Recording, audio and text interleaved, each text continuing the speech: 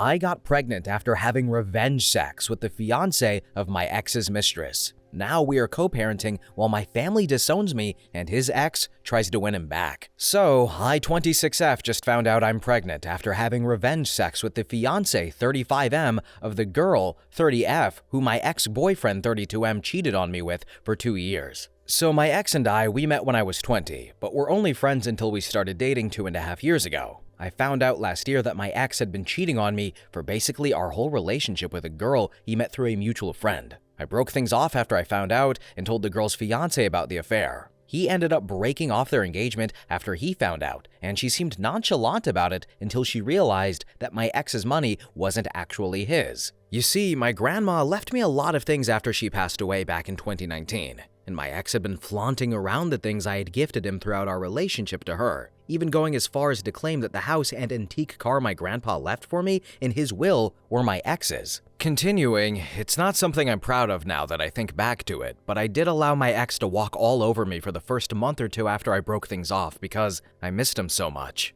I gave him money and tried to make things work, but would always get reprimanded by my parents and friends, where I'd run to them crying after he ghosted me for her. I didn't officially give him up until the girl's ex-fiance messaged me and told me that she was rubbing it in some of their old friends' faces about how pathetic I was and how desperate I was for my ex who didn't even give an F about me. I was really upset and I asked him if he'd be willing to meet up with me because I knew that if I spoke to my parents or friends about this, they would just lecture me even more. He agreed and the two of us met up at a random food cart place and we ended up spending most of the day just exploring and talking about how we were doing. He'd also confided in me about his relationship with his ex. They'd known each other for over 10 years, and they'd liked each other for most of the time they were friends, but he wasn't looking for a relationship because he was focused on school. But he had decided to give them a chance after she'd driven 12+ hours overnight to comfort him because they'd talked on the phone, and he said he was feeling under the weather and was stressed about how vigorous his residency schedule was. And she dropped everything to take care of him,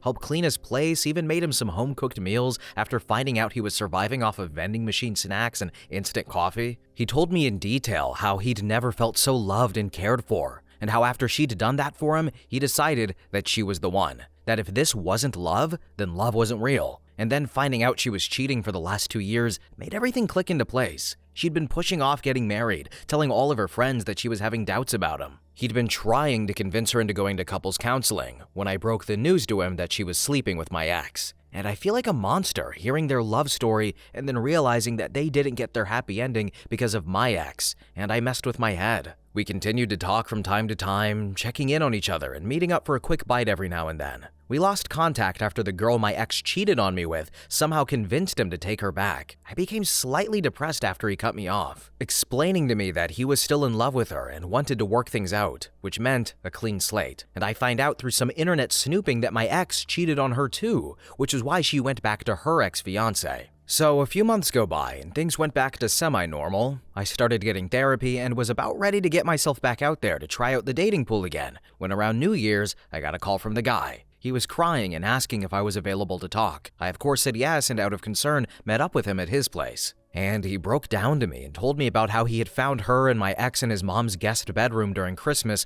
when she'd snuck him in for a quickie during his family's busy holiday party. All hell broke loose when he had found them in the guest bedroom after spending 20 minutes looking for her everywhere. So we drank a bit and we ended up having sex. He apologized and told me that it was a mistake and he wasn't in his right mind, that he just wanted revenge sex, but it didn't make him feel any better afterwards. I tried to message him platonically a few times afterwards to see if he was alright, but he blocked me. So I dropped it and went on with my therapy and my life. And then I went in last week to check with my doctor since I'd been getting bad cramps and to get a new prescription refill on my birth control that I use with my PCOS. I had to do a usual test to double check the possibility if I was pregnant and was very surprised when it came back positive. So I've been sitting here on this new knowledge and have been contemplating on if I should tell him or not tell him, or if I should even keep the pregnancy. My doctor did inform me that since I'm still in the earlier stages, I'm still at a big risk of having a miscarriage. So I don't know if I should even be worrying at all about all of this since there is a chance that I could lose it. And then it would just seem like I was trying to grab at his attention or something, especially after he had made it clear to me that he wasn't comfortable talking to me anymore after we slept together. I haven't told anyone and have been going crazy because I don't know what to do. Update. So a lot has happened since my original post.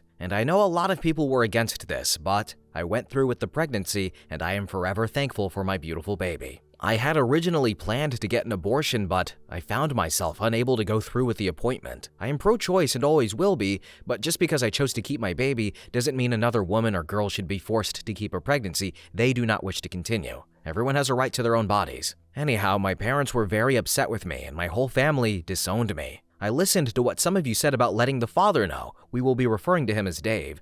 And after many failed attempts to reach out to him, I decided to go in person. Dave was not happy when I showed up at his place, but when I told him why, he agreed to talk with me. Dave let me know that he had officially ended things with his ex and wanted to go no contact with me because I was another tie to his past with her. But he was willing to try and figure out a co-parenting plan with me if I agreed to a paternity test first. I, of course, felt a bit bad about the paternity test part, but agreed to do it since we both had only been acquaintances that bonded over trauma. And everything was honestly easy cruising until I started to spot around the 26-week mark. My OBGYN explained that while spotting is normal while pregnant, mine was heavier and my blood sugar/blood pressure also both worried them because of gestational diabetes and preeclampsia risk. Then, after a few nights of Dave insisting of sleeping on my couch, I had him help me move some of my things to his place since he lived closer to the hospital. And I am very thankful I decided to semi-move in with him when I did because I went into premature labor at 32 weeks. I am very thankful to have Dave and his family as my support system. His mom would come and switch out with him at the hospital and advocate for me whenever I felt washed out or unheard. She helped me both emotionally and physically and stood by me. Dave's mom also helped me work through my emotions when all I wanted was my mom. She and my dad had gone no contact with me after I decided to have my baby. Dave's mom was an absolute godsend also because she's a retired nurse. She started in OB, went to NICU, and eventually settled in lactation before retiring. She explained things to me when we found out that my baby had respiratory problems and had SUA, single umbilical artery, and that it could have been a factor into why I went into premature labor. She stayed with Dave and I so she could help me with pumping since I wasn't able to produce milk and encouraged me when I felt like such a failure for not being able to take care of my son when he needed me most. She drove me to and from the hospital while my son was in the NICU because I was healing and so mentally and physically exhausted. I really and truly believe that I didn't fall into postpartum depression because she helped me and helped me with each step and was always so patient with me, even when I wasn't with myself. Dave's mom would constantly remind me that nothing was our fault and no one did anything wrong. It's just that everyone is faced with hardships in life, and this is one we would work together to get through. Then my son graduated from the NICU and came home a month after I did. Dave's mom visited us often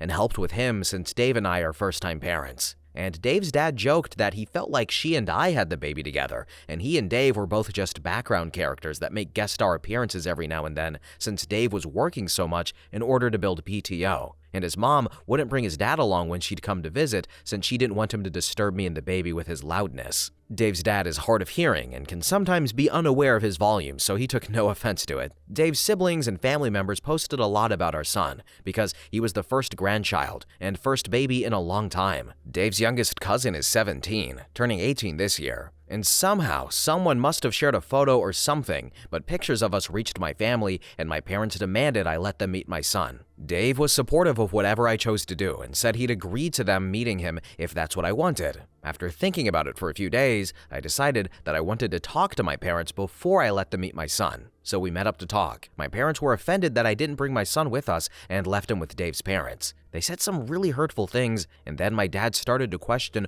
on when Dave was going to ask him for permission for us to get married, since we didn't already have a shotgun wedding while I was pregnant. I was okay with them insulting me since I'd grown up with it and was used to it, but once my parents put their target on Dave and his family, I became upset and decided it was time for us to leave. My parents did try to petition for legal visitation rights. Honestly, before this whole ordeal, I did not even know that grandparents' rights existed, but were denied because my son is still very young and because both Dave and I are very much on good terms and are living in the same household, and they couldn't find or prove that there was any danger to our son's well-being. My family did try to reach out to us and claim that we were horrible people for denying my parents their grandchild, but no one ever seemed to be able to make a peep when Dave's family would defend us and point out that my family had been the one to disown me, and that no one cared to see if I was okay until after I had the baby and everything was handled. Dave's mom and my mom got into a verbal, almost physical altercation after my mom had made false reports to CPS and called the police to do multiple welfare checks on us. My mom was given a warning by the police for harassing us after one incident where she threw a tantrum and caused a scene when the police found nothing wrong in the welfare check and refused to listen to her demands to have my son temporarily taken away from us and then put into her custody for his safety, she says. Dave and I currently have restraining orders pending against my parents and certain family members. One of the reasons I decided to update those because about 2 months ago, a friend of Dave's asked him out to have some drinks, and they ran into his ex-fiance, who later messaged him to tell him that she regretted the way they ended and how she was very hurt when she heard that we had a baby together, especially with it being so soon after their relationship. Dave wouldn't talk to me about how he felt, and when I asked him, he just brushed me off or switched the conversation onto a topic about our son that he knew would distract me. I noticed Dave pulling away from me and how our relationship became a bit awkward and strained after their run-in, and her message, because I know he still has feelings for her, and I am afraid that he might feel trapped with me and our son. I also noticed that the drama with my family has made Dave and his family less patient with me and my son. During Mother's Day, I overheard a few of his family members make comments to Dave about me being at their family barbecue, since I was just my son's mom and not really part of the family, they said. Dave just shrugged and said I didn't have anyone else to spend the day with. So, with how tense things have been, I've been thinking about moving out and back into my own place. I stayed with Dave at his place after I gave birth, but now that our son is slightly older and I am healed, I want to give Dave back some space so that he can start dating again if he wants to, and give him back some more bachelor time when I have our son. I want to find a way to approach me moving out and us making a co-parenting plan without making things more awkward or possibly ruining the relationship I have with Dave and his parents. I don't want them to feel like I'm not grateful or anything, but I do want to go back to work and get my life back on track so that I can provide my portion of needs for my son and not want to depend on his family for more than appropriate. New update. Maybe I'm overthinking things. So I've been trying my best not to check my phone or Reddit since I'm honestly a little overwhelmed right now. I will let you all know that I did talk to Dave, and he was against me moving out. He also wasn't willing to talk about the situation with how he's been acting after running into his ex,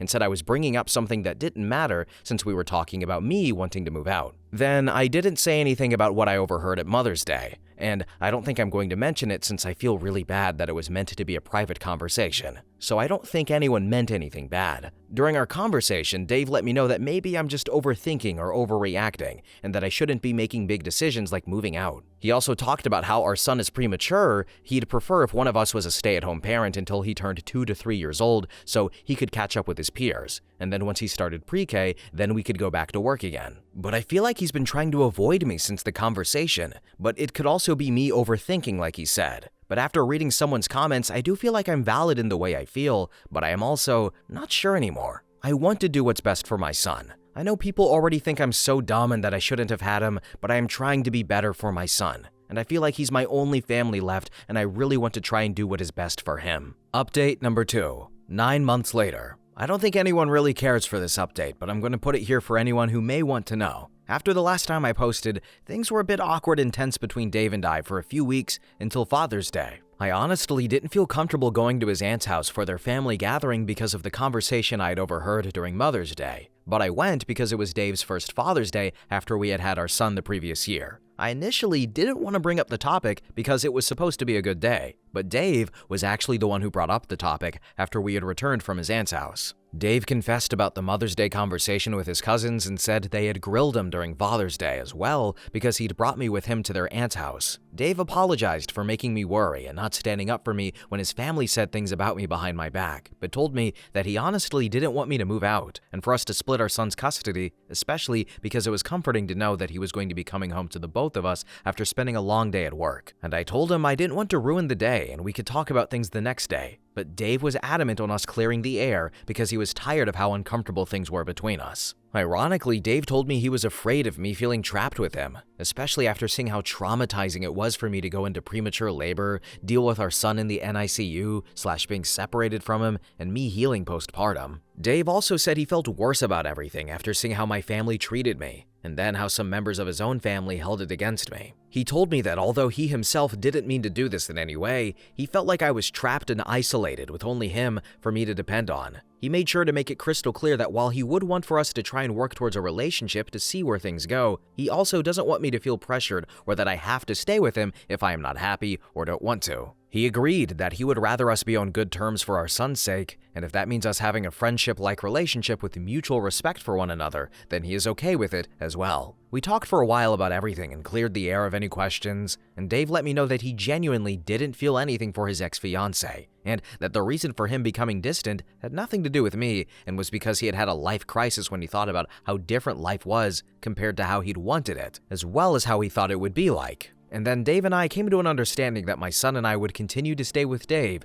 and I would get a part-time job to slowly ease my way back into working. Things were a little rocky and a little odd to navigate at first, but Dave's parents helped us a lot with our son when I started job hunting and got a part-time position working at a local bank branch nearby Dave's place. Then Dave and I slowly started to explore our relationship to see where things would go between us. It was weird for the both of us because of how we had met and started out, but within 3 to 4 months, things got much better. I moved my things from our son's room into Dave's room. Our son had a hard time initially when Dave and I began to show more affection to each other, like hugging and quick innocent kisses, because he had a bit of jealousy at how close we were since he was used to us only showering our affections onto him and not each other. But he's gotten used to it now. Then Dave's family has said in a playful, joking manner that we should give our son a sibling to play and grow up with since no one else from Dave's family has kids, but I try to avoid the conversation of when we'll have more kids. And I took some of your advice and I joined Mommy and Me groups so my son does have some playmates his age. But I do sometimes find myself feeling guilty for how lonely he may be when it's just him and us at home.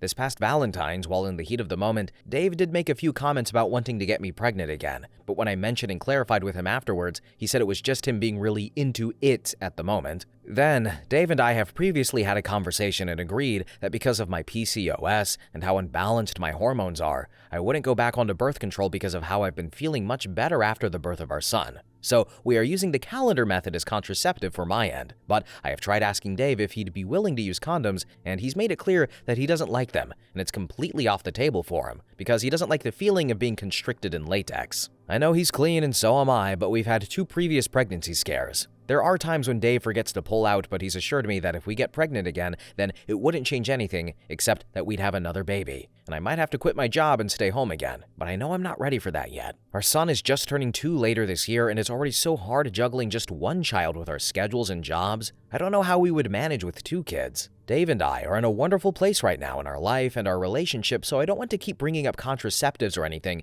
because I don't want to ruin the peace. I've been contemplating possibly going back onto the pill or looking into other options I could use, but I'm scared to put my body through a whirlwind of hormones and put a toll on my mental health again. So if anyone has any suggestions, please let me know. And thank you all so much for your support and kind words. My life has truly changed for the better, and I am forever grateful and thankful to every one of you for your words of advice and wisdom. So, I'm curious, guys, what do you think about this story? I think, there's definitely some stuff going on here under the surface, or at least that wasn't fully addressed, like the abusive family. And I feel like OP could probably benefit from some therapy, because it seems like she's just being ping-ponged around. It seems like she has stability now, but like, oh my god, I felt sorry for her throughout most of the story, and how she mentioned how her son is like the only family she really has, and her constant use of run-on sentences. It made me a little sad, I will admit. But to be more serious, I'm glad that she and Dave were at least trying to make it work. And the condom thing, I don't know. Dave seems like an alright guy, but then we heard that part and I'm feeling like he's gonna keep pushing for a baby that OP does not want or cannot have right now. So I hopefully she doesn't get walked all over, but that was a little bit of a red flag. Restricted by latex. They make multiple sizes, dummy. But anyway, guys, we're at the end of the video. Thanks for watching, commenting. Have a really good day, and bye-bye.